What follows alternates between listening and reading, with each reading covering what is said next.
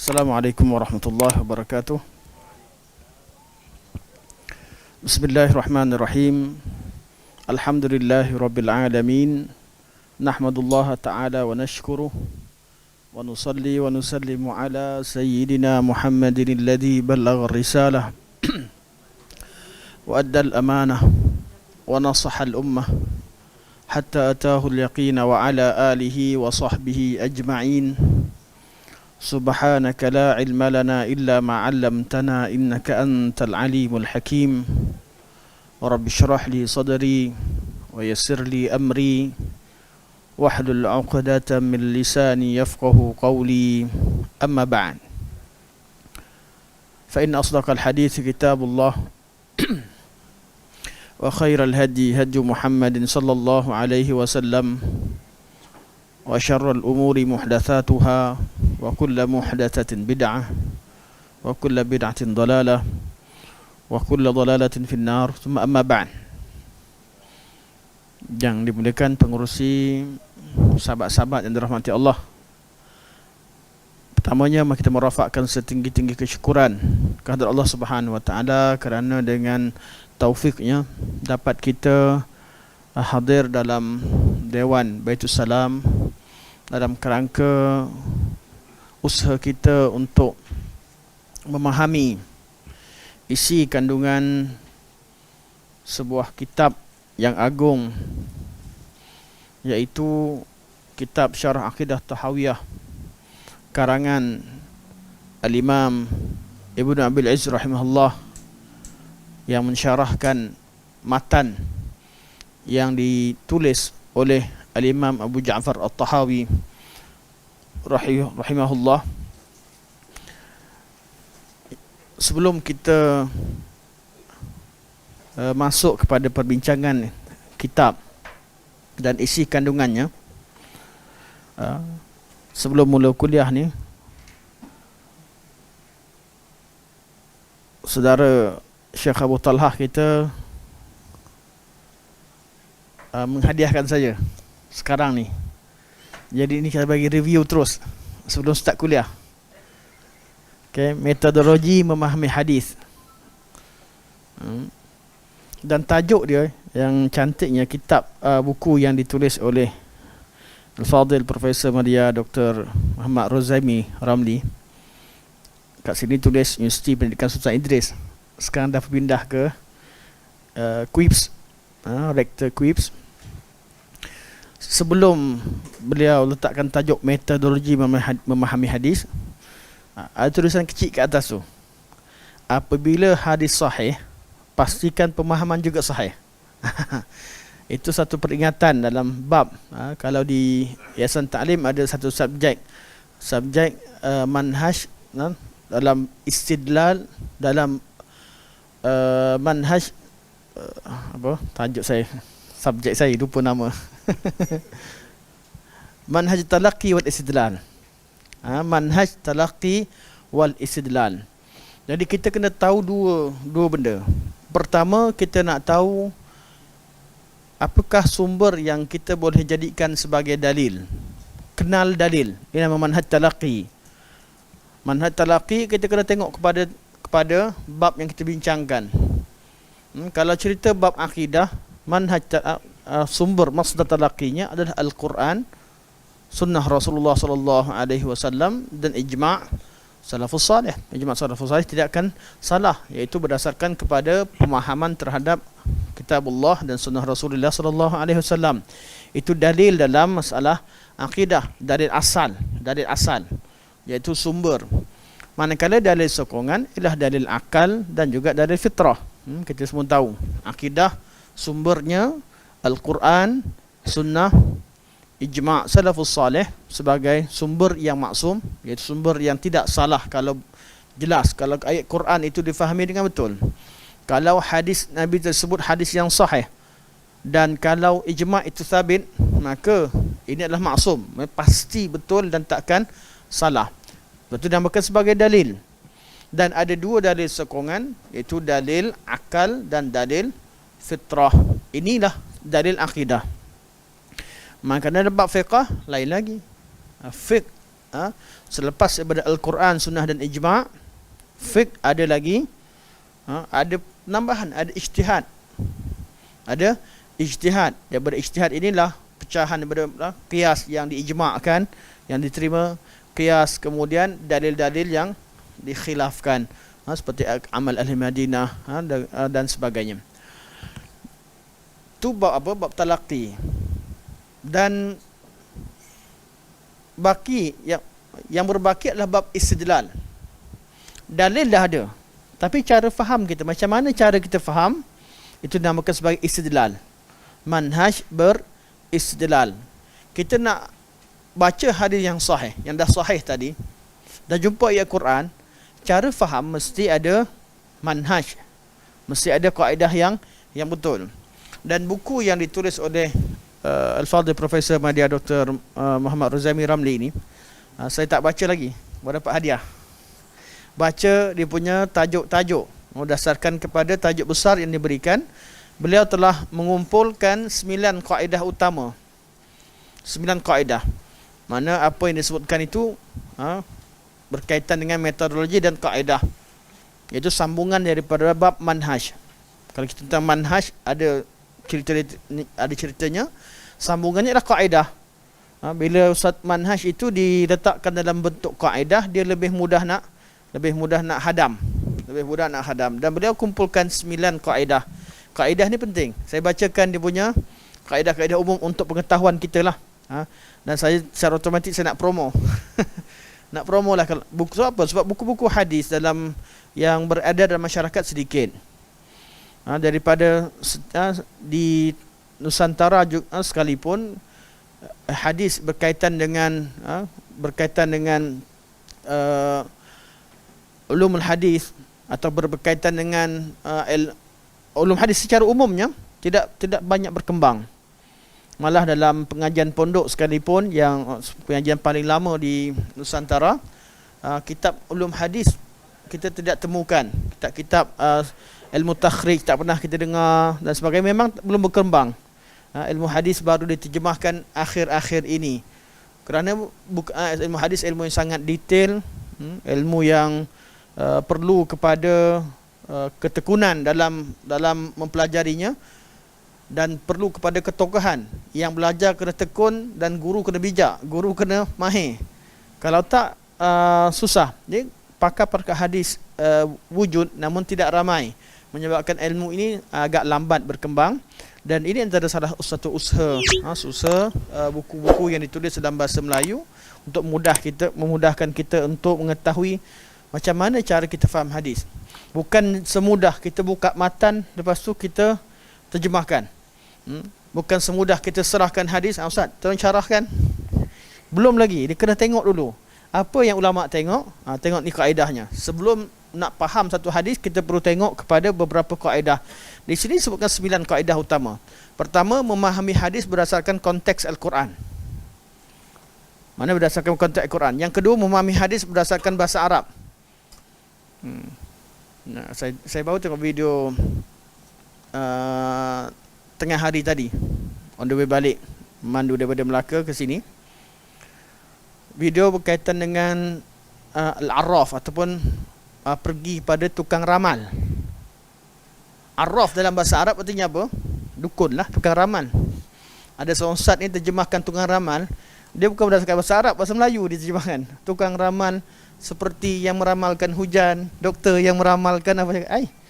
Dia terjemahkan bahasa Melayu. Dia syarahkan bahasa Melayu ke atau syarahkan bahasa Arab? Okey. Matikan je. Kaedah terjemah tak kena kalau kita kaedah makna tukang ramal itu bahasa Melayu ke bahasa Arab?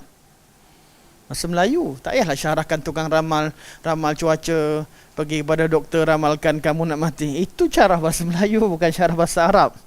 Okay, kita bila nak syarahkan istilah, mesti istilah syarak itu yang kita syarahkan.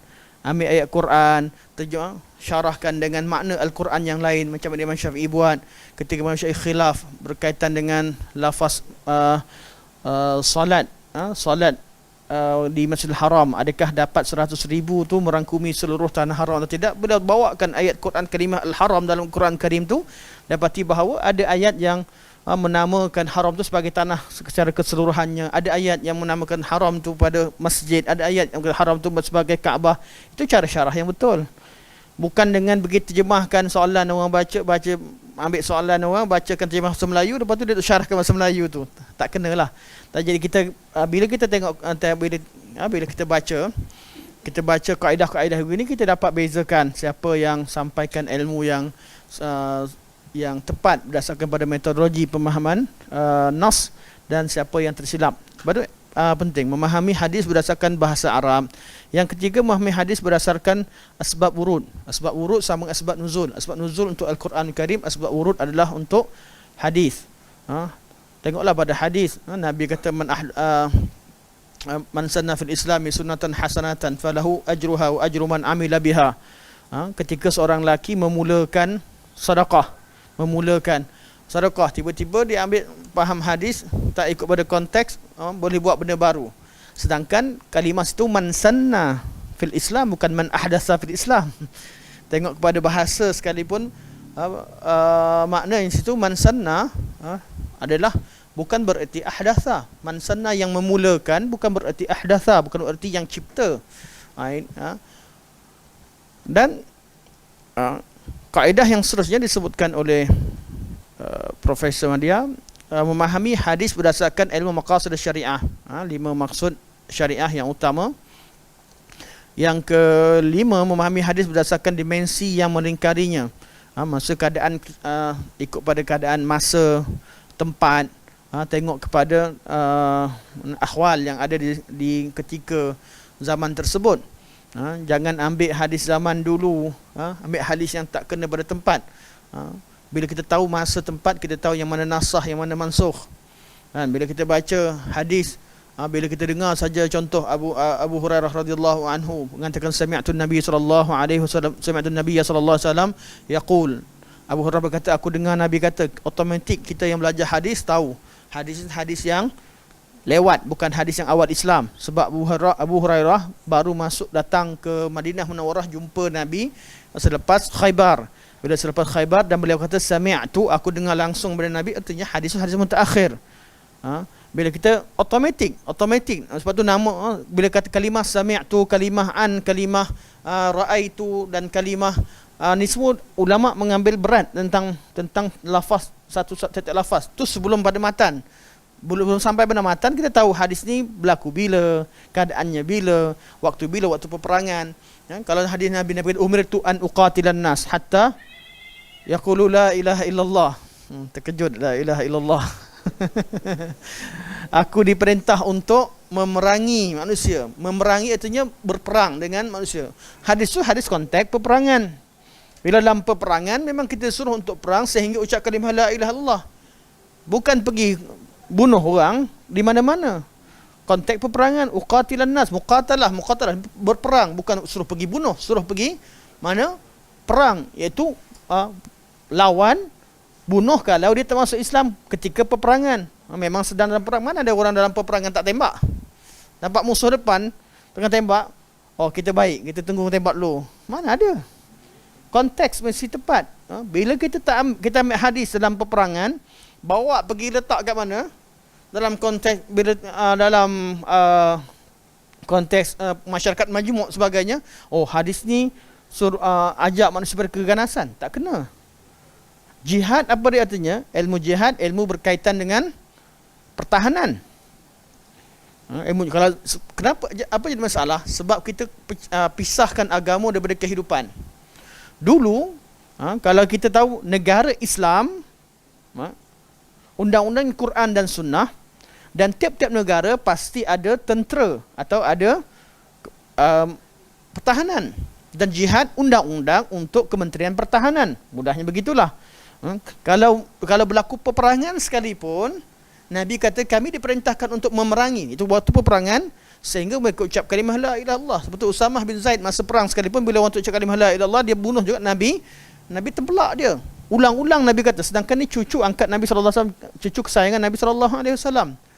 Bila tengok pada konteks, kita tahu, oh, faham makna hadis. Tapi kalau tak faham konteks, kita jadi apa? Orang Islam sendiri keliru dengan sumber agamanya sendiri. Sebenarnya memahami hadis berdasarkan riwayat-riwayatnya. Banyak riwayat. Ada banyak riwayat. Ada perawi yang meriwayatkan dalam melihat setengah keadaan. Perawi melihat dengan dimensi yang lain. Mana ada perawi yang meriwayatkan dengan lafaz yang penuh. Ada perawi yang meriwayatkan sebab masanya singkat, riwayatkan dengan sebahagian daripada kata-kata Rasulullah sallallahu alaihi wasallam. Sebab apa? Sebab nak istishhad, nak jadikan sebagai dalil untuk bab tertentu. Takkan nak bawa hadis semua.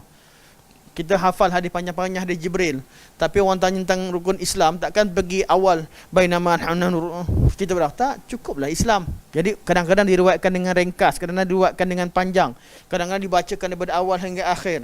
Jadi kita tengok pada riwayat-riwayatnya, kemudian baru kita tahu hadis mana, hadis yang adakah dia satu hadis atau hadis yang berbeza. Baru kita tahu bahawa tu satu peristiwa atau peristiwa yang berlainan.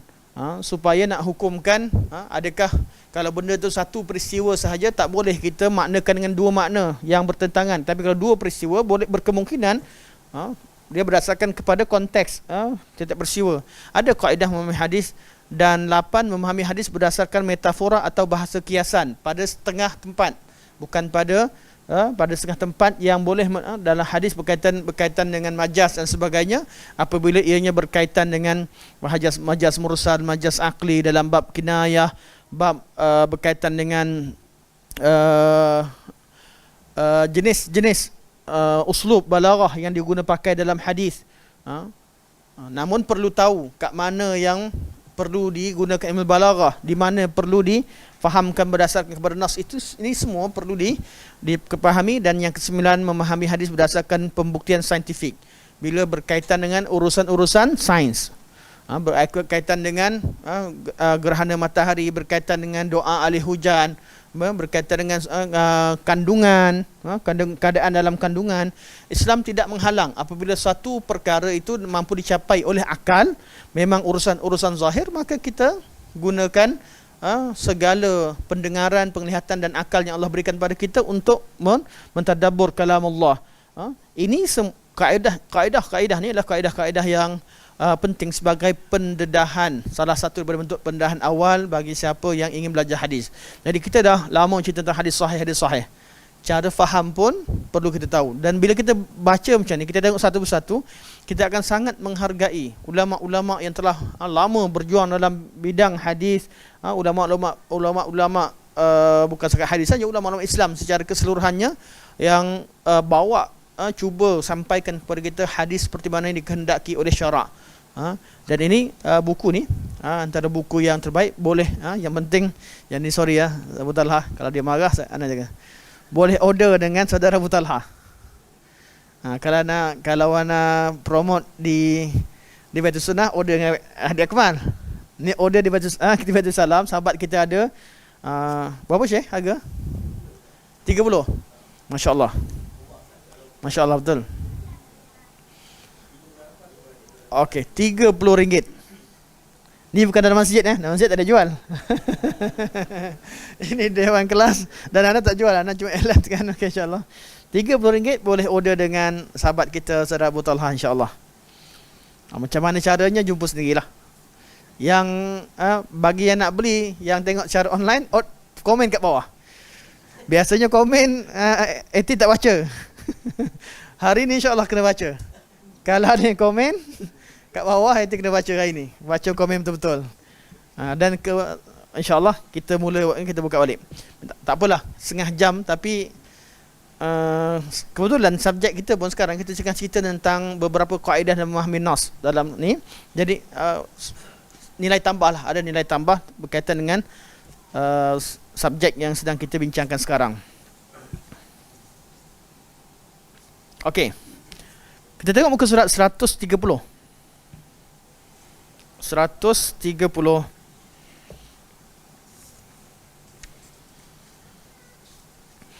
Masih lagi dalam bab erti iman. Yang kita nak baca sekarang adalah untuk membuktikan bahawa amalan itu termasuk dalam iman.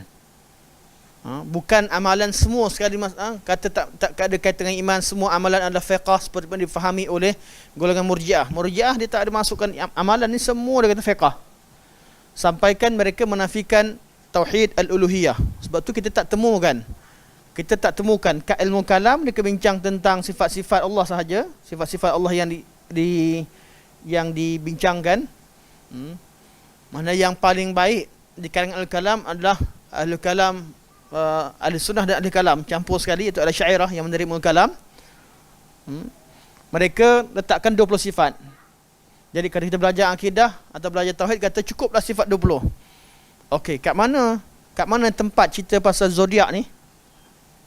Jumpa tak dalam sifat 20? Kat mana tempat nak bincang tentang istighathah dengan wali, istighathah dengan mana-mana kubur? Kat mana nak bincang tentang istighathah dengan Rasul? Kat mana perbincangan berkaitan dengan hukum sihir? Di sini kelompongan yang ada. Pergi pada masalah fiqh, kata perbezaan fiqh. Buka kitab fiqh daripada bab taharah sampai akhir bab waqaf, bab ihya'ul mawat dan sebagainya. Jumpa ke perbincangan berkaitan dengan istighathah? Tak jumpa. Jadi memanglah bab ini antara bab yang tidak difahami oleh masyarakat. Sebab tu kita temukan bomoh yang baca sifat 20. Bukan sifat 20 tu salah. Saya tak kata salah dalam erti kata sifat 20. Sifat 20 itu sifat Allah Subhanahu Wa Taala. Malah kita galak, kita tahu bahawa sifat itu antara sifat yang wajib kita beriman dengannya.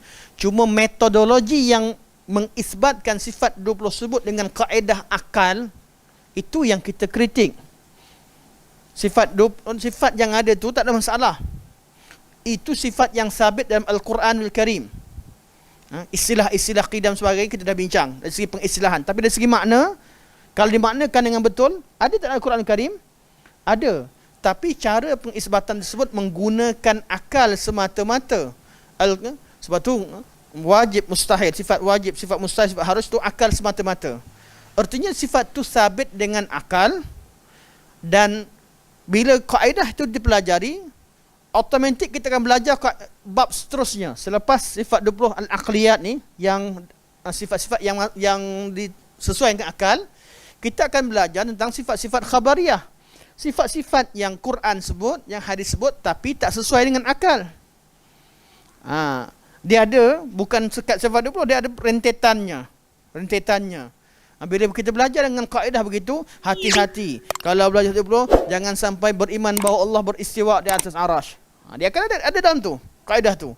Jadi bukan sebab sifat 20. Kadang-kadang kita tak faham, orang ingatkan kita ni menentang sifat 20 dan sebagainya. Tidak. Sifat 20 boleh difahami dengan kaedah, bukan dengan kaedah, dengan nas.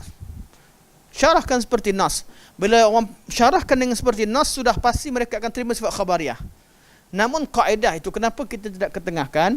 Sebab kalau orang buka, orang pergi baca, balik semula ke kaedah yang sama. Sebab tu kita lebih baik kita kemukakan dengan kaedah yang telah disusun oleh ulama salafus salih, cara pemahaman daripada nas direct, bukan melalui kaedah-kaedah tersebut. Sebab itu kita beritahu bahawa kaedah pembelajaran berkaitan dengan tauhid ini perlu kepada memahami dengan makna akidah itu dengan lebih luas. Ilmu kalam tidak memasukkan amal dalam perbincangan. Jadi mereka dalam bab amal-amalan ni mereka ramailah, tak semua. Walaupun di kalangan ramai, di kalangan ulama tempatan, ulama hatta ulama Asy'ariyah sebagainya. Sebab tu mereka terima di samping belajar sifat 20, mereka juga memasukkan tauhid 3. Ini wujud ulama seluruh dunia guna pakai. Sebab apa? Untuk melengkapkan. Kerana pembelajaran sifat 20 ini hanya sebahagian daripada bab kecil dalam masalah akidah. Bukan bab kecil, bab tu bab besar lah, tapi maksudnya sebahagian kecil berdasarkan kepada keseluruhan perbincangan masalah akidah. Masalah tauhid, sifat masalah sifat-sifat yang lain, masalah-masalah uluhiyah, masalah-masalah rububiyah. Masih banyak, masih luas ilmu akidah. Bukan jadi pakar akidah hanya faham berkaitan dengan sifat 20 sahaja. Sebab tu kita tidak memperkecilkan orang-orang yang mempelajari ilmu tauhid, walaupun dengan kaedah-kaedah yang berbeza dengan kita, tapi yang kita nak supaya agungkan nas dan terima nas. Okey, kenapa kita bincangkan perkara ini dan kenapa pelajaran berkaitan dengan tauhid 3 cuba ditolak? Kerana punca utamanya kerana dalam tauhid 3 ini ada tauhid al-uluhiyah, membincangkan berkaitan dengan hukum meminta berdoa kepada selain Allah, membincangkan berkaitan dengan hukum percaya kepada zodiak, membincangkan berkaitan dengan hukum menisbahkan hujan kepada awan atau bintang tertentu. Bincangkan hukum bukan semestinya hukum syirik, tak, membincangkan yang mana yang macam mana yang boleh, macam mana yang tak boleh. Ilmu tauhid bukan ilmu mensyirikkan orang. Ilmu tauhid ilmu nak tahu yang mana cara yang betul. Contoh dalam ilmu tauhid uluhiyah kita bincang tentang bab ruqyah. Bukan berarti mengharamkan ruqyah. Kita nak tahu yang mana ruqyah syar'iyah, yang mana ruqyah muharramah yang diharamkan, yang mana ruqyah syirkiyah. Bila kita bincang tentang bab berkaitan dengan mengambil asbab, kita bukan menghukumkan orang tak boleh ambil asbab. Kita kata ada kaedah mengambil asbab yang dibenarkan syarak dan kaedah mengambil asbab yang boleh terjadi syirik. Bila kita bincangkan berkaitan dengan bab berkaitan ziarah kubur salihin atau mengagungkan kubur salihin, kita bincang cara untuk macam mana cara syarak yang benarkan dan macam mana cara yang diharamkan. Jadi apa yang dibayangkan seolah-olah tauhid, belajar tauhid uluhiyah, sebahagian daripada tokoh-tokoh yang ada, mereka bayangkan seolah-olah ilmu bila bincang tentang tauhid uluhiyah ni belajar hukum dan syirikkan orang. Kebiasaannya orang yang begini, dia takut apa yang ada pada dia tu betul-betul masuk ke bahagian syirik.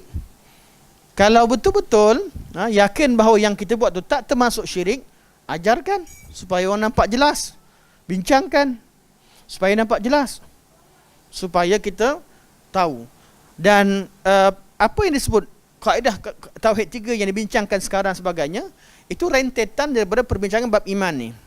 Amalan masuk atau tidak dalam takrif iman. Jadi adakah tauhid dan iman ini hanya membincangkan tentang soalan i'tiqad? Murji'ah kata hanya i'tiqad, tidak melibatkan lafaz, tidak melibatkan amal.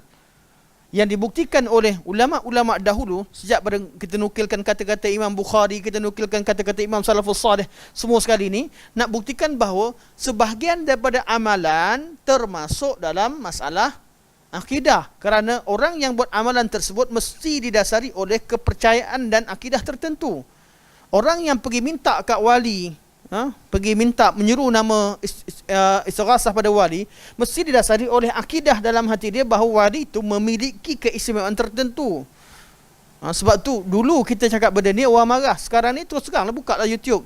Mereka dah mengaku dah bahawa wali jaga kawasan lah, wali ni ada kuasa, wali seperti Jibril. Nabi Khidir adalah seperti Jibril. Jibril hantar syariat daripada langit untuk Nabi SAW dalam bab syariat. Khidir menghantar ilmu laduni kepada Nabi Musa. Musa terima syariat daripada Jibril dengan kitab Taurat dan terima ilmu laduni daripada Khidir. Sedangkan peristiwa Khidir hanyalah peristiwa Allah Subhanahu Wa Taala nak didik Nabi Musa supaya tawaduk dengan ilmu, supaya akur dengan kekurangan di ilmu kita paling banyak macam sekarang pun. Walaupun Nabi Musa manusia terbaik pada zaman tersebut, namun tetap mungkin ada dalam sisi tertentu banyak ilmu yang kita tidak tahu. Bukan membahagikan syariat kepada lain dengan hakikat, dengan makrifat dan hakikat sebagainya. Ini semua kesempatan yang diambil daripada kisah-kisah nabi-nabi dan sebagainya untuk menyatakan atau untuk mengajak manusia bahawa adanya ajaran Allah selain daripada syariat yang dibawa oleh Rasulullah sallallahu alaihi wasallam. Kita ucap kalimah la ilaha illallah Muhammadur Rasulullah. Maknanya apa? La ilaha illallah ada nafi dan isbat. Tauhid dalam tauhidkan Allah dalam ibadah kita. Muhammad wa asyhadu anna Muhammadar Rasulullah, tauhidkan mutabaah kita hanya kepada Rasulullah sallallahu alaihi wasallam. Tidak ada jalan lain untuk kita selamat menuju ke hari akhirat, menuju ke syurga Allah Subhanahu Wa Taala, menuju redha Allah Subhanahu Wa Taala, kecuali dengan jalan yang ditunjukkan oleh Nabi Muhammad sallallahu alaihi wasallam. Inilah kalimah syahadah yang sering kita baca. Kerana kita bila baca kalimah syahadah, kita juga ada visi dan misi. Ini kepentingan nak faham maksud dalam bab yang kita bincangkan sekarang. Perbincangan dah panjang, mukadimah pun panjang. Jadi kita terus masuk kepada muka surat 130. Kita baca pada atas. Oleh kerana sandaran di dalam Al-Quran begini bentuknya, oleh kerana sandaran dalam Al-Quran begini bentuknya, maka lihatlah dalam kalam syar'i bagaimana apabila perkataan iman dibawakan secara umum. Okey. Oleh kerana kaedah kita belajar sebelum ini, sandaran artinya ataf dan ma'tuf yang kita belajar sebelum ini. Mana kalau ada huruf waw, kata golongan Murji'ah, mereka kata, Allah kata innal ladzina amanu wa amilus solihat, sesungguhnya orang beriman dan beramal soleh. Kalimah dan menunjukkan bahawa iman dan amal soleh itu berbeza, kata mereka. Dan Syekh buktikan bahawa betul iman dan amal soleh, dua perkara waw itu pada setengah keadaan memang betul memisahkan antara dua benda yang berbeza, tapi bukan bererti tak ada kaitan. Bukan bererti tidak ada kaitan. Kadang-kadang mutabayinain, artinya memang benda beza betul. Datang dalam dewan ini ada sebahagian yang hadir dari kalangan lelaki. Hadirin dalam dewan ini ada lelaki dan perempuan, contoh. Lelaki dan perempuan, dan tadi memisahkan antara dua jenis yang berbeza. Saya memiliki pen dan kertas. Pen dan kertas, dan itu memisahkan antara pen dan kertas. Memang dua benda berbeza, mutabayinain. Kadang-kadang dan ini tidak pisahkan dua benda yang berbeza, tak ada kaitan. Kadang-kadang dan menceritakan tentang cerita sebahagian, membezakan antara yang umum dan yang salah satu pada juzuknya. Tanazzalul malaikatu warruh, malaikat turun berbondong-bondong, dan Jibril pun malaikat. Jadi bila dipisahkan wow, tak semestinya memisahkan antara dua benda yang berbeza. Jadi Jibril sebahagian daripada malaikat, Mikail sebahagian daripada malaikat. Dan bila dalam nas-nas yang disebutkan, bila disebutkan contoh berkaitan dengan nama-nama malaikat, man kana aduwwan lillahi wa malaikatihi wa rusulihi wa Jibril wa Mikail, barang siapa yang menjadi musuh kepada Allah dan malaikat-malaikatnya, rasul-rasulnya, dan kepada Jibril dan Mikail. Jibril dan Mikail disebut selepas sebutkan malaikat, artinya tidak semestinya memisahkan. Jibril walaupun telah sebut malaikat dan ada waw yang memisahkannya, namun Jibril tetap sebahagian daripada malaikat. Waw ini tidak semestinya pisahkan. Memanglah Jibril tu lebih khusus berbanding dengan perkataan malaikat secara umum, lafaz malaikat. Namun dia berbeza. Dia tidak semestinya benda yang berlainan. Sama dengan iman dan amal soleh. Kita kata amal itu sebahagian daripada iman. Iman ini merangkumi segala, merangkumi akidah, i'tiqad dalam yang kita yakin, apa yang kita yakin dalam hati, apa yang diungkapkan, apa yang diamalkan. Kemudian dan disebutkan dan amal soleh sebagai satu penegasan terhadap kepentingan amal soleh dalam selepas kita beriman, fokus kepada amal soleh. Jadi ini bukan satu perkara yang memisahkan atau mengeluarkan amal daripada iman. Begitu juga mungkin kerana waw itu menjadi memisahkan antara dua benda yang talazum antara satu sama lain. Allah sebut berkaitan dengan bab talazum, Allah sebut wala talbisul haqqa bil batil wa taktumul haqqa wa antum ta'lamun. Jangan kamu campurkan antara yang hak dengan batil dan sembunyikan yang hak. Bila orang campur adukkan, mesti ada benda yang disembunyikan. Automatik. Bila orang sembunyikan, artinya dia mesti campur adukkan. Dia cakap tak tahu semua. Ni walaupun ada kalimah wa taktumunal haq, ada waw, itu talazum. Talazum artinya disebutkan juga bahawa perangai, ada orang perangai campurkan yang hak dan batil. Ada orang sembunyikan yang hak. Hakikatnya sama je. Cuma Allah nak beritahu bahawa ada orang tujuan pertama dia, kaedah dia buat, kaedah dia sesat ialah dia campur adukkan. Ada orang kaedah dia tutup kebenaran. Kalau fikir betul-betul, sama je. Sama dengan ghairil maghdubi alaihim waladdallin. Bukanlah golongan yang kamu murka dan golongan yang sesat. Hakikatnya golongan sesat tu Allah murka, yang murka pun sesat.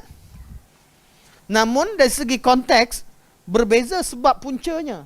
Tapi dari segi tak boleh kata sifat Yahudi tak ada kat Nasrani, Nasrani tak ada kat Yahudi, atau ada semua. Tapi bila ketika dalam kita khitab syarak, Allah SWT highlightkan sebab-sebab kenapa mereka jadi sesat sebagai panduan pada kita, agar kita minta doa kepada Allah supaya dijauhi daripada sifat-sifat tersebut. Wow, tidak semestinya memisahkan dua benda yang mutabayinain, yang memang berbeza terus. Kadang-kadang wow juga datang dalam bentuk diulang balik perkataan tersebut hanya kerana perbezaan sifat, walaupun objeknya satu. Kalau bab objek, bab barang-barang lah. Tapi kalau bab berkaitan sifat Allah, nama Allah banyak. Wallahu lazi la ilaha illa huwa alimul ghaibi wasyahadah huwar rahmanur rahim. Wallahu lazi la, sampai pada ayat-ayat yang sebutkan nama-nama dan sifat-sifat Allah Subhanahu wa taala. Allah tetap Allah. Tapi disebutkan wow untuk memisahkan antara satu sifat dengan sifat yang lain. Sebab apa? Sebab kerana sifat tersebut sebab walaupun Allah adalah Allah, namun sifat yang nak di-highlightkan berbeza. Ghafiriz dzambi wa qabilit taub wa qabilit taub. Allah ampunkan dosa, Allah terima taubat. Allah nak bezakan maksud maghfirah dengan maksud taubah.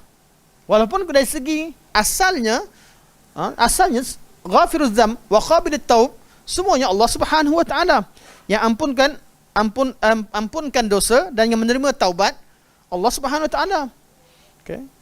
Jadi Syekh kata, bila faham apa yang kita bincangkan yang lepas, Syekh kata, oleh kerana ataf dan ma'tuf dalam Al-Quran begini keadaannya, mana wow yang ada memisahkan antara dua kalimah, begini keadaannya, ada banyak keadaan, maka lihatlah dalam kalam syar'i bagaimana. Jadi terjemahan saya bagi terus makna asalnya. Kalau dari begitu banyaknya, jadi makna iman kena tengok kat mana? Tengok kepada kalam syarak secara keseluruhannya. Apa yang Allah Subhanahu inginkan dengan makna iman dalam Al-Quranul Karim. Tak boleh hanya bergantung pada kaedah wow memisahkan antara dua benda yang berbeza, bukan itu sahaja. Perlu tengok secara keseluruhan. Sebab tu kata Syekh, kaifa. Okey, kita tengok pada lafaz asalnya, kata Syekh, wa idza kana al-'atfu fil kalami yakunu ala hadhihi al-wujuh. Kalau ataf dalam kalamullah datang dengan pelbagai bentuk keadaan begini, nazarna fi kalami syari', kita kena tengok pada ayat Al-Quran itu sendiri dan juga hadis Nabi sallallahu alaihi wasallam. Kaifa warada fihi al-iman. Kalimah iman macam mana disebutkan dalam ayat Quran dan hadis-hadis Rasulullah sallallahu alaihi wasallam. Fawajadnahu iza utliqa yuradu bihi ma yuradu bihi bilafzil birri wat taqwa wad din wa dinil Islam. Bila kita tengok kepada iman yang disebutkan dalam teks-teks Al-Quran dan Sunnah, kita dapati makna iman adalah makna seperti mana diterangkan dalam bab bir, taqwa, din dan agama Islam secara keseluruhannya. Jadi iman bukan terhad kepada apa? Bukan terhad kepada etikad dalam hati saja. Dia merangkumi segala ajaran Islam, merangkumi makna albir, merangkumi makna taqwa. Iman secara umum merangkumi makna agama, orang beriman, orang beragama, mewakili agama Islam dan sebagainya. Perlu tengok kepada keumuman makna iman. Namun perbezaannya bila iman digantikan dengan amal soleh, ada. Mana amal soleh sebahagian daripada iman. Bila digandingkan dengan Islam, iman adalah satu level yang lebih tinggi daripada level Islam. Bila dibandingkan, begitu juga dengan ihsan dan sebagainya akan dibincangkan insya-Allah pada pertemuan-pertemuan akan datang. Okey. Lalu kita tengok, kita baca semula.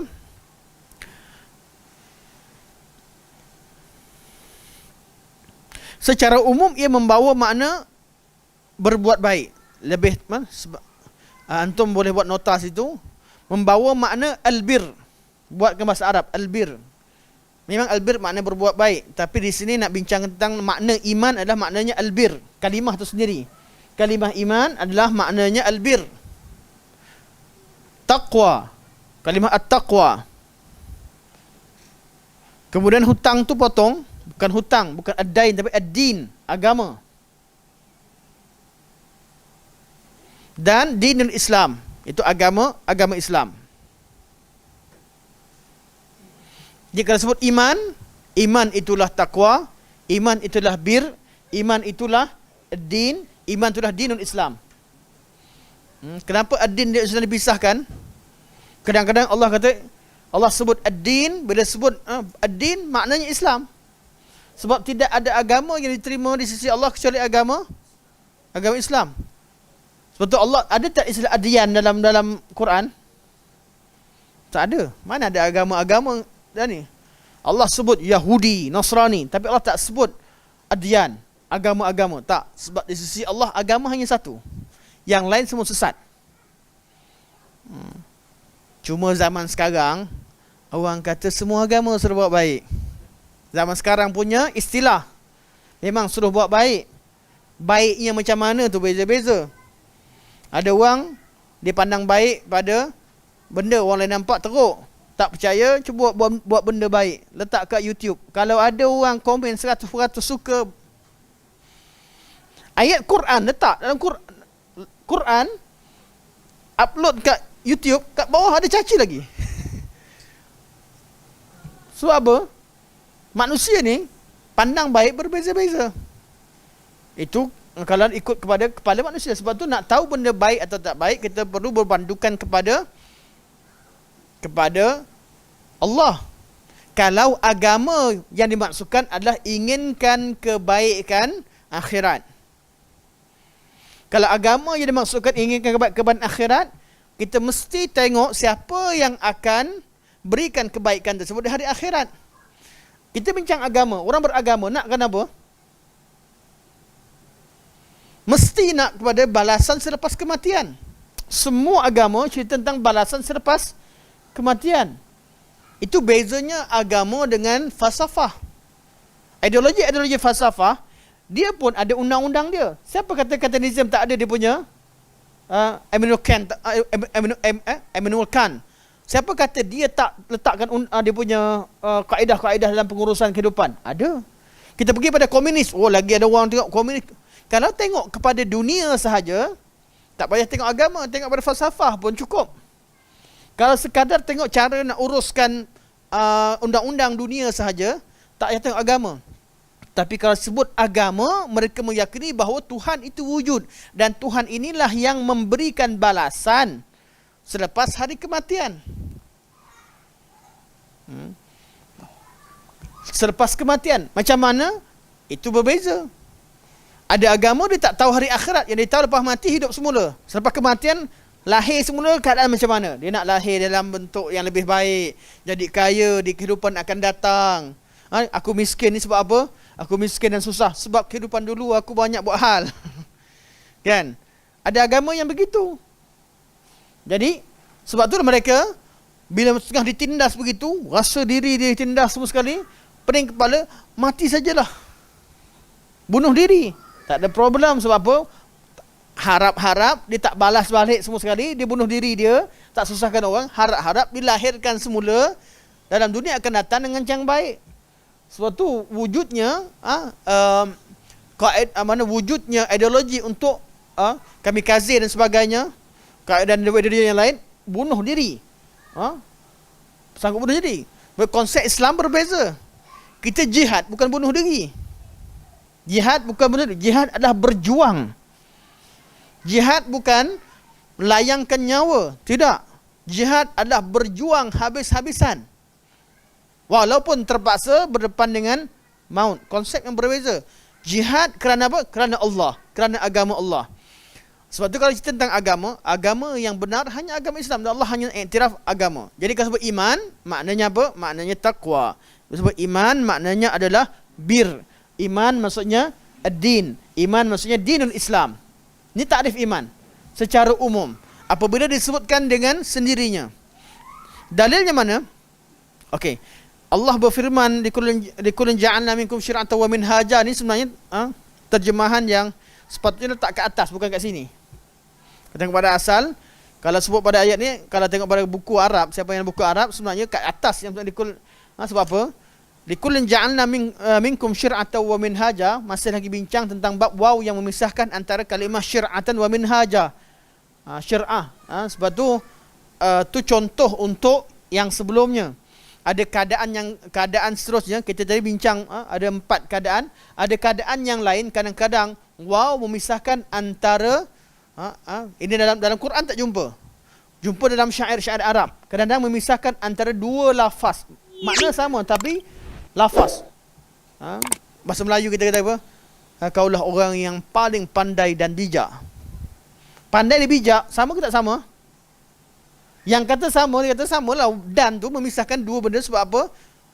Sebabkan perkataan dia lain. Sebabkan perkataan tu lain. Sebab tu kami letakkan dan wujud dalam syair-syair Arab. Tapi dalam Quran tidak wujud. Quran bila Allah ulang balik perkataan yang baru, pasti bawa makna baru. Kalau Allah takkidkan sekalipun makna yang asal, pasti ada tujuan baru Allah ulang balik. Fabi ayyi ala'i rabbikuma tukadziban, ulang hampir 20 kali tersebut. Okay. Bukanlah maknanya sama dari satu ayat pada ayat yang lain. Tiap-tiap ayat itu membawa makna dan tujuan yang berbeza walaupun dalam konteks yang sama tentang mensyukuri nikmat Allah Subhanahu wa taala. Namun tiap-tiap ayat itu bawa makna. Siapa kita bertengok kepada tadabbur surah Ar-Rahman. Okey. Namun ada sebahagian daripada ulama, sebahagian kecil kata ada juga dalam Al-Quran. Kat mana? Tu dia. Likullin ja'alna minkum syir'atan wa minhaja. Kata mereka syir'ah dengan minhaj artinya adalah syariat. Sama aja. Minhaj pun dia, syariat pun dia, cuma lafaz berbeza. Itu pada yang bagi pandangan tersebut. Jadi kata Syekh, ada yang kata dalam Quran pun ada, iaitu lafaz syir'atan wa minhaja. Tapi Syekh kata pandangan ini pandangan yang lemah, dibincangkan pada tempatnya. Sebenarnya syir'ah dengan minhaj makna yang berbeza. Syariat berkaitan dengan syariat yang dibawa oleh tiap-tiap rasul-rasul. Minhaj kembali kepada akidah. Akidah yang sama. Ini perbincangan. Tapi Syekh bawakan ayat ni bukan untuk membuktikan, bukan ikut susunan. Sebab tu terjemahan ada silap kat sini. Ada salah susun. Sebab apa? Kenapa saya sebut salah? Sebab dia kata lalu Allah berfirman menurunkan ayat ini.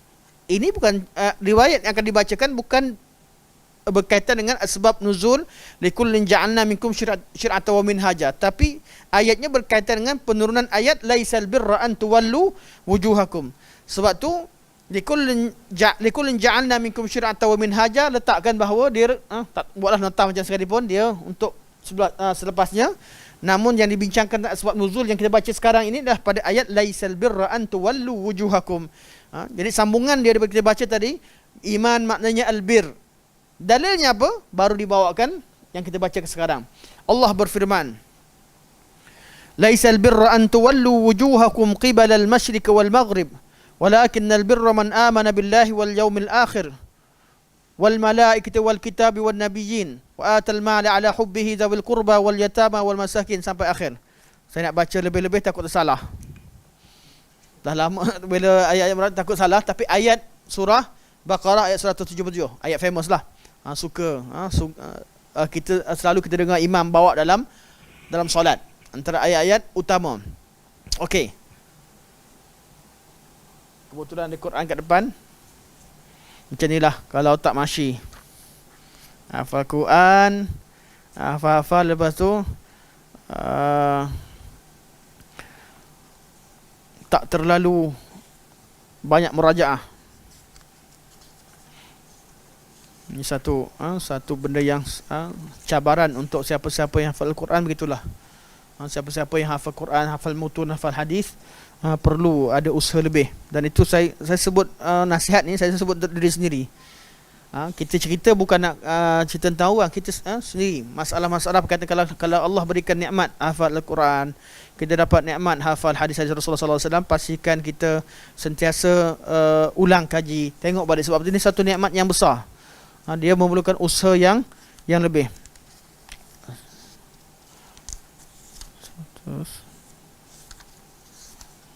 Okey. Boleh buka pada ayat tak silap saya 177 ke? Ada tulis tu. Baqarah 177. Okey. Okey. Kenapa saya buka? Sebab dia kalau letakkan ayat separuh macam ni kita tak faham. Kena baca ayat full. Okey. Kita baca dulu riwayat yang disebutkan.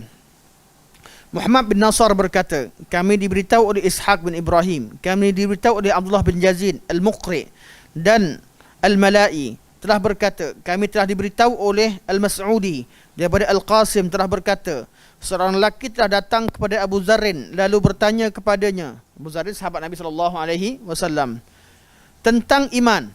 Jadi tak ditanya pada Abu Zarrin, iman ni makna dia apa? Jadi ada orang tanya kepada takrif iman. Kata lalu maka lelaki itu berkata, lalu beliau membacakan.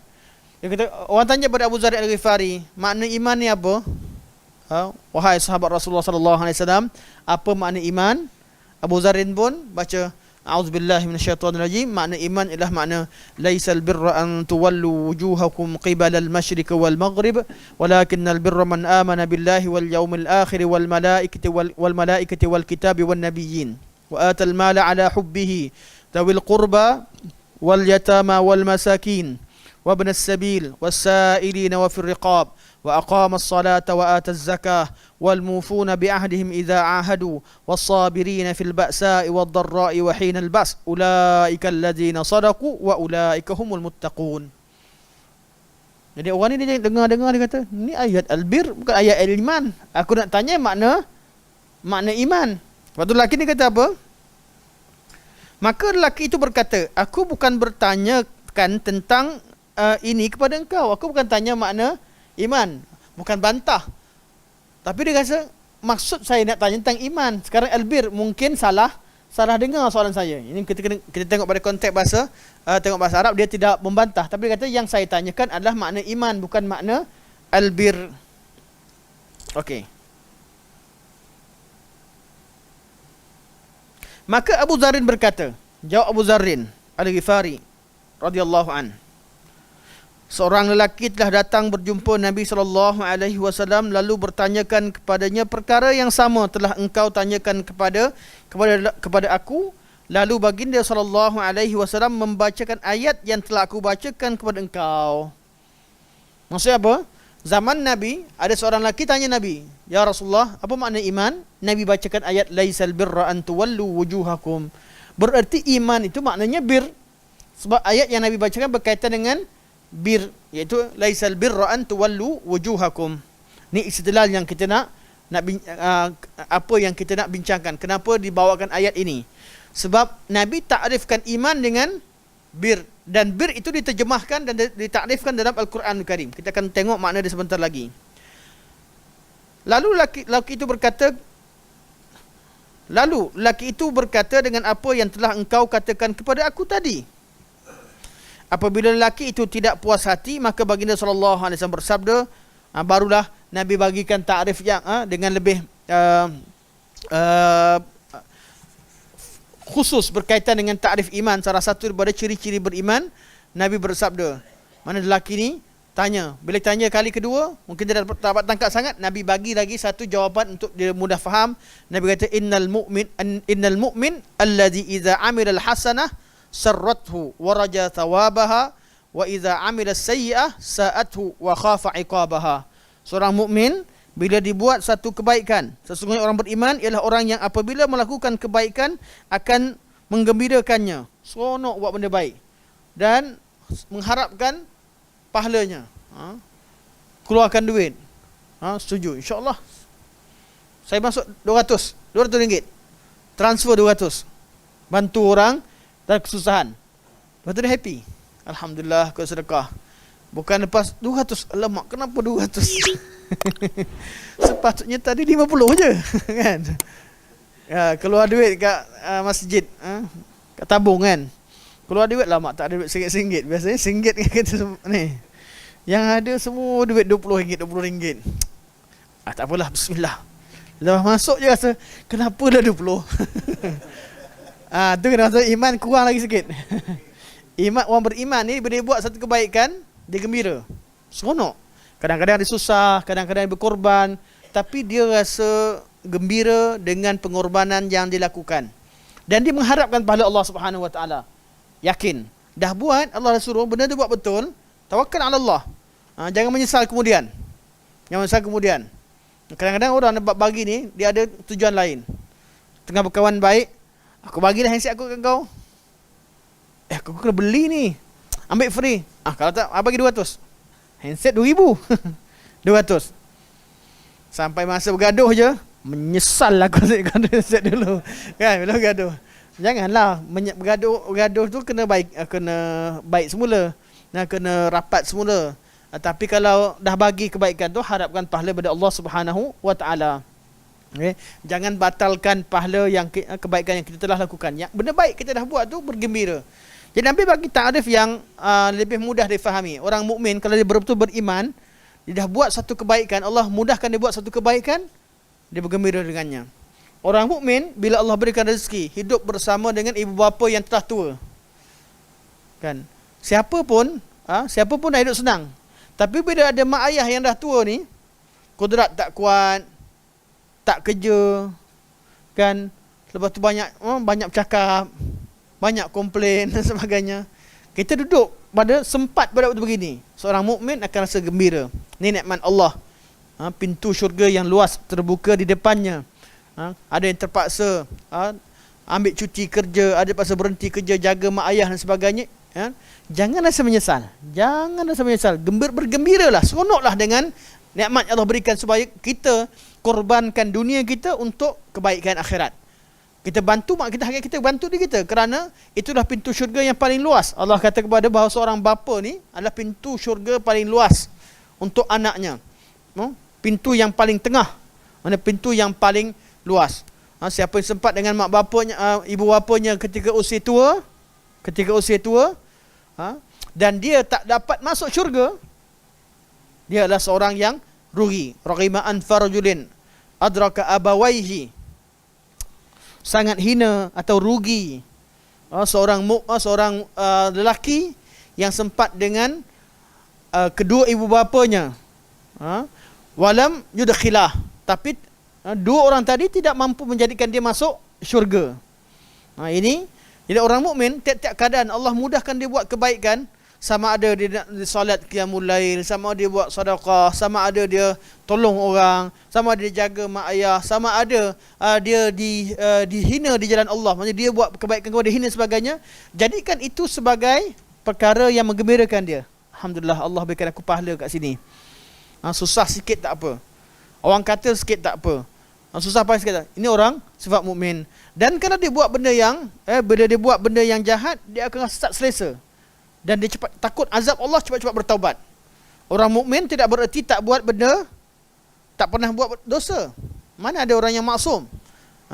Dia tetap dia buat dosa. Itu yang Nabi ikrarkan. Semua orang akan pernah buat dosa, tapi dalam keadaan tersilap, dalam keadaan tidak mampu kadang-kadang untuk berdepan dengan hawa nafsunya. Itu tandanya imannya berkurang. Namun imannya boleh dinaikkan semula dengan taubat, istighfar dan rasa tak seronok dan menyesal terhadap amalan dilakukan. Okey. Ta'rif yang, dan kata Syekh, inilah dia jawapan wa kadzalika ajaba jama'atu minas salaf bihadzal jawab. Dan kalau tengok kepada riwayat-riwayat, beginilah dia yang dijawab oleh ulama salafus salih bila ditanya tentang ta'rif iman. Okey, soalan kita tentang bab ini, apa kaitan dengan tajuk yang kita bincangkan? Kita bincang bahawa iman,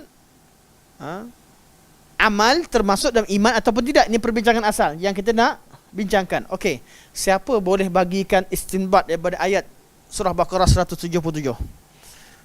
Kalau siapa dapat bagi istinbat, nak kata nak bagi hadiah, semua lebih kaya kot. Rasa sama, kita sama level. Jadi kita tak adalah hadiah-hadiah. Kalau kat sekolah kita boleh, angkat RM10, semangat budak-budak jawab. Kan? Kalau sekarang ni kata angkat RM10. Alah Ustaz, minggu lepas saya belanja untuk makan kan. Siapa yang belanja lepas? Terima kasih. Barakallahu fikum. Okey. Tengok ayat balik. Tengok pada ayat 177 surah Baqarah. Okey. Tengok ayat tu, perhatikan betul-betul maknanya. Tengok dalam makna. Tengok betul-betul dan cuba keluarkan, cuba beristidlal dengan ayat ini, membuktikan bahawa bahawa ada kaitannya dengan tajuk yang kita bincangkan sekarang.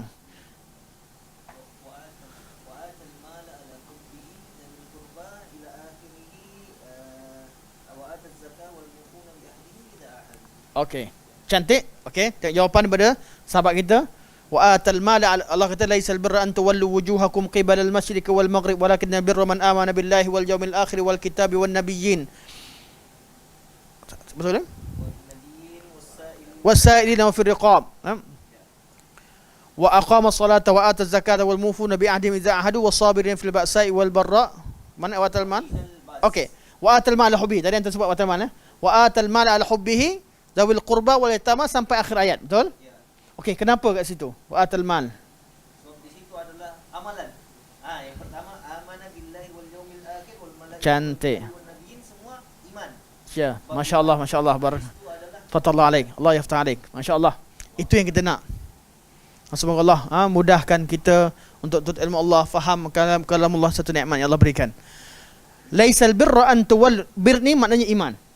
Okey, kerana Nabi takrifkan bir dengan iman. Ya, kita iman yang dimasukkan sini dekat mana? Laisal birra an tuwallu wujuhakum qibalal masyriq wal maghrib. Ayat ini turun selepas perintah pertukaran kiblat.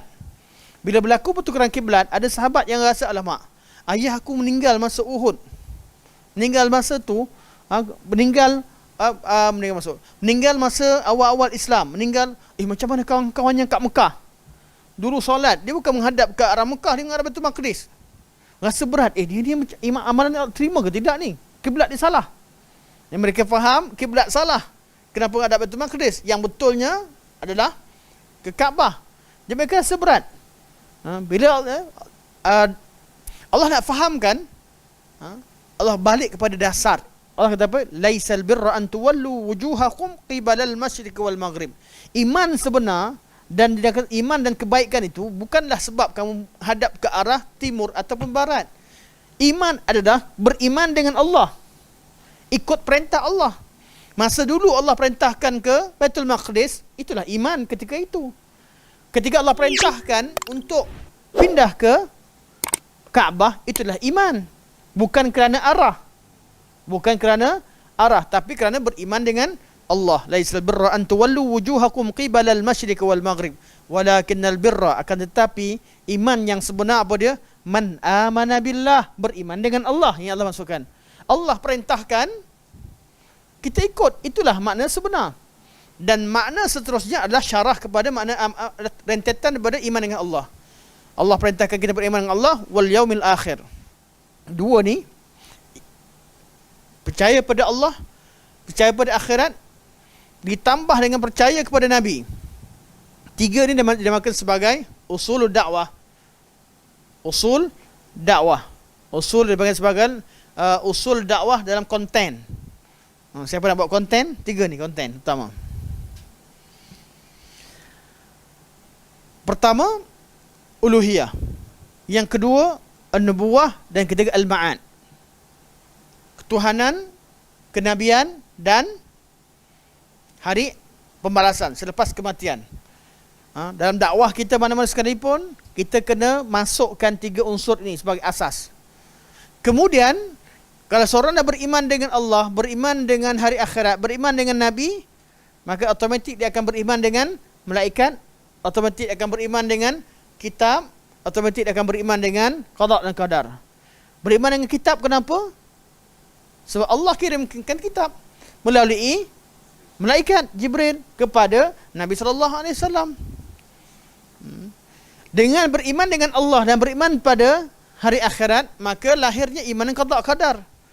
Qada qadar kata disertai dengan iman akhirat. Sebab tu orang yang kata, Allah insya-Allah ada kebaikan. Kebaikan apa anak aku mati? Dia marah pula kat kita.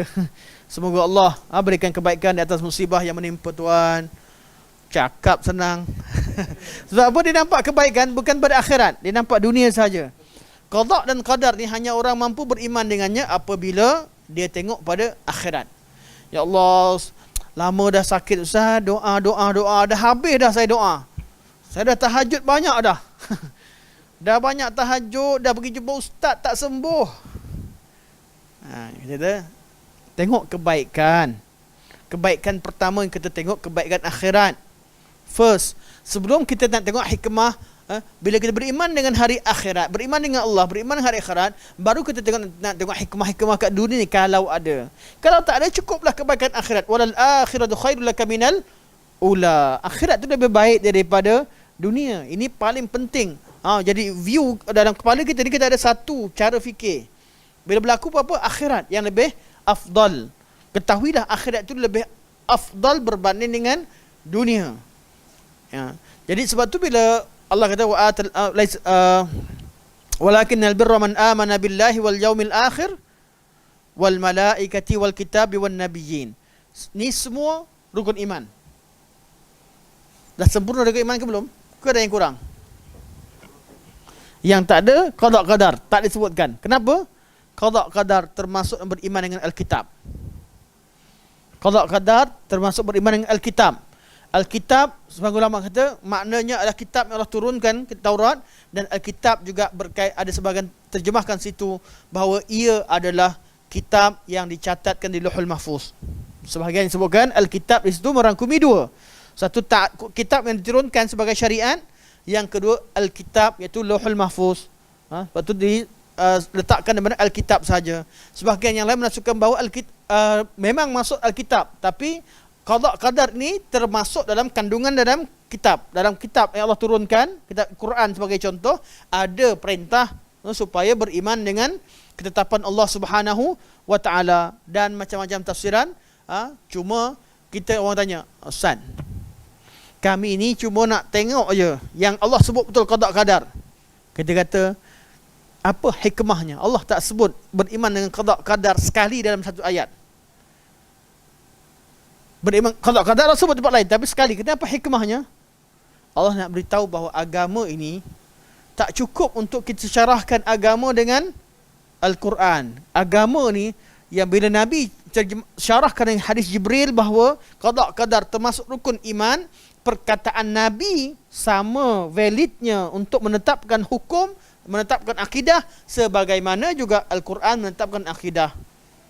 Dia beriman dengan rukun iman, ada yang qada qadar. Dari mana kita tahu jelas bahawa masuk rukun iman? Melalui sunnah Rasulullah, dan sunnah Rasulullah adalah wahyu. Kalam Rasul adalah wahyu. Sebab tu kita kata, kenapa satu lagi hadis. Dia kata, tapi Al-Quran, hadis sama levelnya untuk menetapkan hukum syarak seperti Al-Quranul Karim. Okey.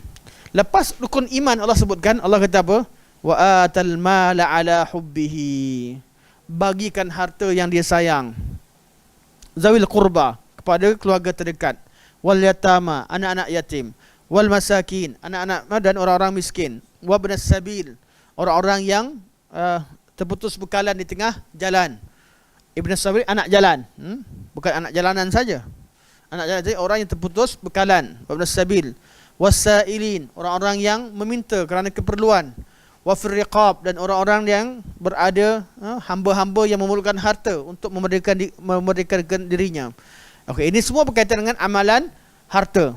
Amal ibadah, amalan anggota berkaitan dengan harta. Kemudian Allah berpindah kepada amalan anggota berkaitan dengan amalan badaniah. Tadi ibadah maliyah, sekarang Allah balik pergi kepada amalan badaniah. Wa aqamas salah, dirikan solat. Ini berkaitan dengan rukun Islam. Aqamas salah wa ataz zakah. Dan Allah pun masuk wal mufuna bi ahdihim idza ahadu, dan orang-orang yang menunaikan janjinya bila dia berjanji. Artinya kita kalau ada setengah daripada amalan, kalau kita tak mampu buat, jangan berjanji. Jangan bernazar. Kita hanya melakukan ta'ahud bila kita mampu. Bab yang kalau tak, benda yang Allah tak wajibkan, jangan wajibkan ke atas diri kita. Kalau betul-betul kita mampu, baru boleh. Bernazar tanpa syarat salah satu beribadah. Bernazar bersyarat khilaf ulama. Jumhur kata makruh. Nazar yang tanpa syarat ibadah. Artinya apa? Ya Allah, ya Tuhanku, aku bernazar. Dia berhadiri, ya Allah, aku bernazar, aku tak nak tengok benda yang haram. Dengan maksud yang haram tu maksudnya yang kita spesifikkan. Kita bernazar. Dan jangan buat. Buat, bayar kafarah. Kena kafarah. Okey. Nazar tanpa syarat, ibadah atau tak ibadah? Ibadah. Tapi jangan beratkan diri dengan sesuatu yang kita tak mampu. Boleh kita nak bernazar, mesti pastikan benda tu benda yang kita betul-betul mampu. Sebab tu Allah kata wal mufuna bi ahdihim, Allah kata idza ahadu, bila Allah letakkan syartiyah, apabila dia berjanji, apabila dia bertahun. Antara jenis ta'ahud dengan Allah Subhanahu ahdullah adalah dengan nazar. Sebahagian daripada ahdul kita berjanji dengan Allah Subhanahu wa taala. Okey. Wasabirina fil ba'sa, sekarang masuk pada amalan hati. Yang bersabar ketika ba'sa wad darra, ketika susah, ketika senang, wahinal ba's, dan ketika dia sedang dalam kesusahan. Ulaikal ladzina sadaqu wa ulaika humul muttaqun. Mereka lah orang yang benar, orang yang jujur dalam iman mereka, dan mereka lah orang-orang yang bertakwa. Jadi iman maknanya bir, iman maknanya takwa, iman maknanya sidqu, iman berdasarkan kepada ayat-ayat ini. Jadi nampak dia punya kaitan? Okey. InsyaAllah sampai sini dulu.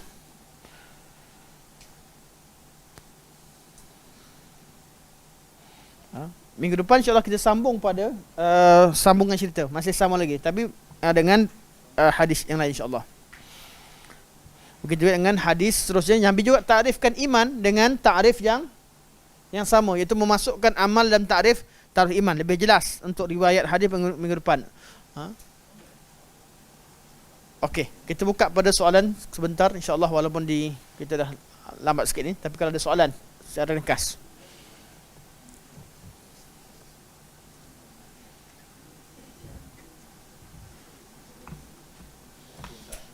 Assalamualaikum hayakallah Abang Razwan.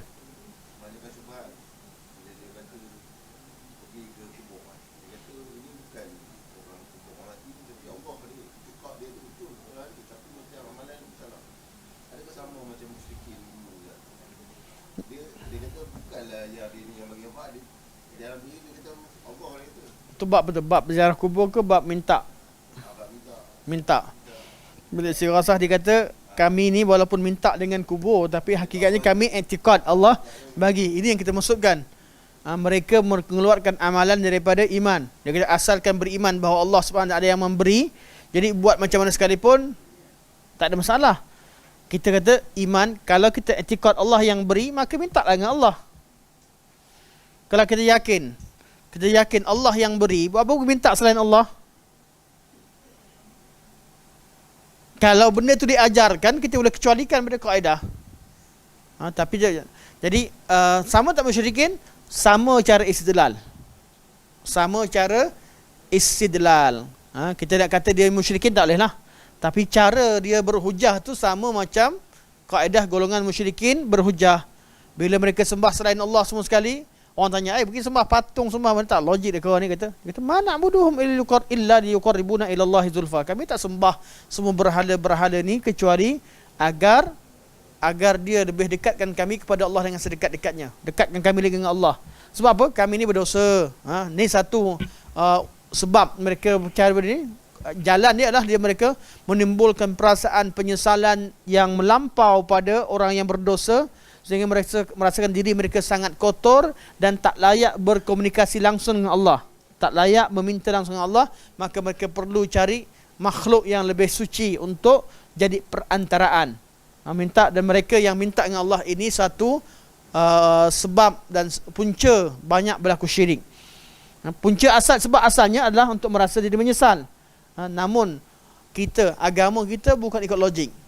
Kita menyesal dan rasa diri kita banyak dosa macam mana sekalipun, minta direct dengan Allah. Allah buka pintu taubatnya luas antara kita dengan Allah secara direct.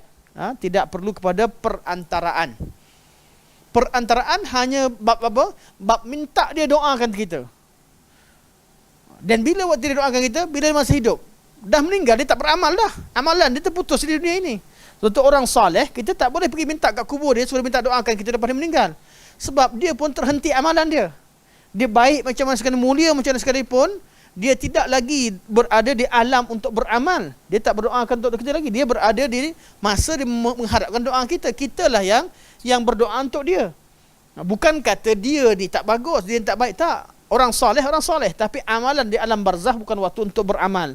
Betul ulama hadkan minta, kita pergi minta doa orang soleh tu ketika dia hidup, bukan waktu dia dah meninggal.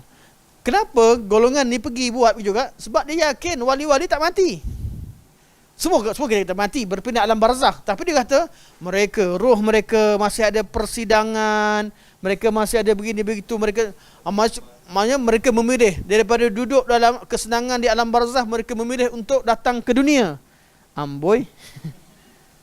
Kalau benda ni Nabi sebut, kita sami'na wa ata'na, kita dengar, dan kita kalau ada benda yang ni kita terima. Tapi kalau benda ni datang Nabi dah meninggal, masa Nabi hidup sekalipun, orang tanya tentang roh, soalan simple je tentang roh, Allah kata kulir ruha min amri rabbi, katakan roh itu urusan Allah Subhanahu, urusan Rabbku. Zaman Nabi hidup dan Nabi tak cerita pasal roh. Kisah-kisah wali datang bila? Sebelum masa Nabi hidup ke, sebelum Nabi hidup ke? Semua selepas. Ijma'. Okay. Macam mana mereka tahu detail sangat tentang roh? Tahu lagi organisasi wali-wali. Bukan setakat tahu wali tu ni, organisasinya sekarang macam mana begini, detail. Dari mana tahu tentang alam roh ni? Sebab tu kita kena kembali kepada manhaj yang benar. Bab akidah, bab perkara ghaib, perlu kembali kepada nas. Tak ada nas kita tak terima. Walaupun mimpi takkan, bukan satu mimpi hanya bawa mubasyirat, menggembirakan dan membawa berita yang menakutkan kita bila kita melakukan satu kesalahan. Tapi dia mimpi takkan boleh menambah atau mengurangkan syariat yang telah sempurna ini. Kalau ada mimpi amalan baru dapat, syaitan. Kamu amalkan dengan tak. Tapi kalau mimpi kata pergi buka Sahih Bukhari, lama kau tak baca Sahih Bukhari, terimalah. Pergi buka, atau mimpi lama tak datang kuliah akidah, datang. Kalau mimpi macam tu datang, terima je lah, mimpi tu peringatan. Alhamdulillah, barakallahu fikum, insyaAllah. Okay, insyaAllah sampai sini saja. Subhanakallah walhamdulillah, asyhadu an la ilaha illa anta, astaghfiruka wa atubu ilaik. Wa sallallahu alaihi wasallam Muhammad wa ala alihi wa sahbihi wa baraka wa sallam. Alhamdulillahirabbil alamin. Wassalamualaikum warahmatullahi wabarakatuh.